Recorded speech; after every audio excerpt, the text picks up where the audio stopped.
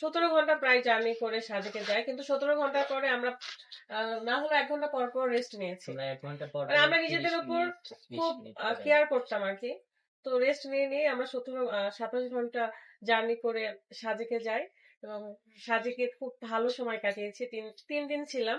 3 দিন পর আমরা সাজেক থেকে রাঙামাটি আসি।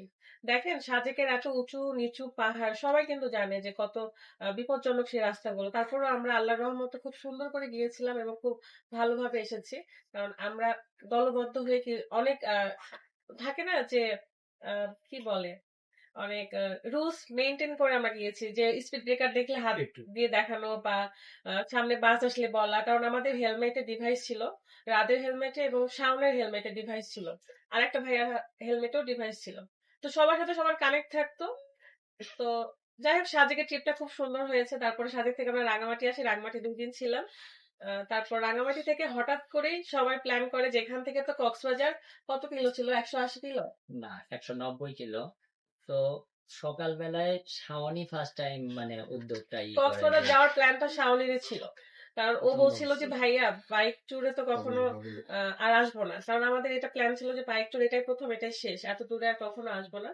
তো ও বলছিল যে হয়তো কক্সবাজার অনেকবার যাব, কিন্তু বাইকে করে আর কখনো শাওন আসা হবে অনি না। এই কারণে, যেহেতু অল্প কিলো ছিল আর কি, 190 কিলোর মতো, তো এই কারণে আমরা প্ল্যান করেছি ঠিক আছে শাওনের ইচ্ছাটা পূরণ করা হোক।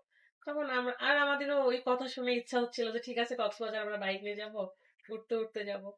তো আহ রাঙামাটি থেকে কক্সবাজার আমরা রওনা হই। উম, খুব ভালোভাবে গিয়েছি, অনেক স্পিড ব্রেকার। সবাই হয়তো জানে চট্টগ্রাম থেকে কক্সবাজারের রাস্তাটা কত ভয়ানক বা কত স্পিড ব্রেকার থাকে। তো যাওয়ার সময় আমাদের আল্লাহর রহমে কোনো সমস্যা হয়নি। কক্সবাজার 3 দিন কাটালাম, খুব ভালো আনন্দ করেছি আমরা। শাওন হচ্ছে প্রথমত ক্যামেরাম্যান, তো পরে ও হচ্ছে রাদের নিজের চাচাতো ভাই, এবং ও একটু পরপর আমাকে ভাবি ভাবি বলে ডাকে। ও আমার সন্তান সমতুল্য ছিল। ও জানে যে আমি তাকে কত ভালোবাসি, বা তার ফ্যামিলিও জানে যে আহ, সে আমাদেরকে কত ভালোবাসে।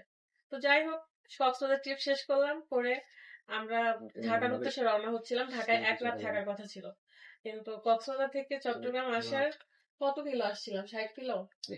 টোটালে আসছিলাম 100 কিছু, মানে চট্টগ্রাম বাকি ছিল হচ্ছে 57 কিলো। হ্যাঁ, এরকম ছিল। তো যাই হোক, আমরা সবাই আবার সেই রুলস মেনটেন করে আসার পথে 7টা বাইক ছিল আমাদের আসার সময়। আর যাওয়ার সময় কতটা বাইক ছিল? 8টা। হ্যাঁ, কারণ মাঝখানে রাঙামাটি থেকে অলস পরিবার ওই ভাইয়া আপু চলে যায় বাসায়, ওদের একটা প্রবলেম ছিল। তো পরে 7টা বাইক নিয়ে আমরা কক্সবাজার থেকে চট্টগ্রামের উদ্দেশ্যে রওনা হয়েছিলাম। 60-70 কিলো আসার পরে একটা পেট্রোল পাম্প থাকে, সেখানে আমি, মানে আমাদের বাইক, আর শাওনের বাইক, আর আরেকটা আপু ভাইয়ার বাইক, 3টা বাইক আমরা দাঁড়াইছিলাম পেট্রোল পাম্পে। এরা তেল নিচ্ছিল গাড়িতে, আর আমি পানি খাচ্ছিলাম। তো বাকিগুলো চলে গেল, আমরা ওখানে বললাম আমাদের তেল নেওয়ারও আসলে কথা ছিল না, মানে আমরা দুইজনই কানেক্টরে কথা বলতেছি। তো হ্যাঁ তো শাওনে হঠাৎ বলতেছে যে ভাইয়া তেল উঠাইনি আমরা এখান থেকে। তো আমি বলতেছি যে তেল আছে, তো বলতেছে তাহলে একটু চাটাও খাওয়া হবে নি, তাহলে আমরা একটু দাঁড়াই। তো আমরা দাঁড়ালাম, দাঁড়ানোর সময় আমাদের পিছনে আরো 2টা বাইক আসছিল, সন্দীপের একটা আর আরেকটা হচ্ছে শামীমের। তো ওদের দুইজনের বাইক আসে, তো ওদেরকে আবার শাওন কি কারণে যেন বলতেছে আপনারা আস্তে আস্তে একটু আগাতে থাকেন।